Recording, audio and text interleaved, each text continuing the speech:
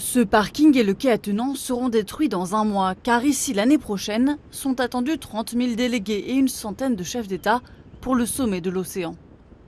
Le projet originel d'immense palais des congrès étant infaisable dans les temps, on parlait déjà depuis quelques mois d'un bâtiment qui serait temporaire.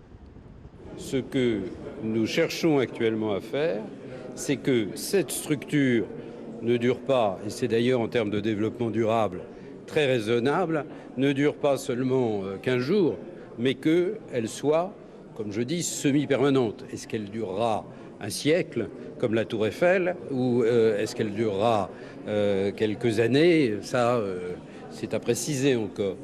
Ce caractère temporaire du site vient d'être confirmé. Un permis de construire a été déposé, mais pour l'instant aucune idée de ce à quoi ressemblera le bâtiment, déjà trop coûteux pour l'opposition municipale. Dans ce projet, deux choses. Il y a le sommet des océans, ça c'est bien. Maintenant, où l'accueille-t-on? Alors on va l'accueillir sur une structure provisoire qui va coûter relativement cher à la ville de Nice, parce qu'on a budgété à peu près 10 millions d'euros, plus les surcoûts. Et nous, on trouve ça un peu cher pour une structure provisoire qui va devenir obsolète très rapidement. Elle devrait arriver par la mer en début d'année prochaine. La mairie se félicite d'une décision écologique et économique. Au lieu de couler du béton comme on le faisait avant, gouffre à CO2, nous pouvons aujourd'hui construire des structures plus évolutives, plus respectueuses de l'environnement et moins chères. L'avenir de ce futur centre événementiel est tout tracé.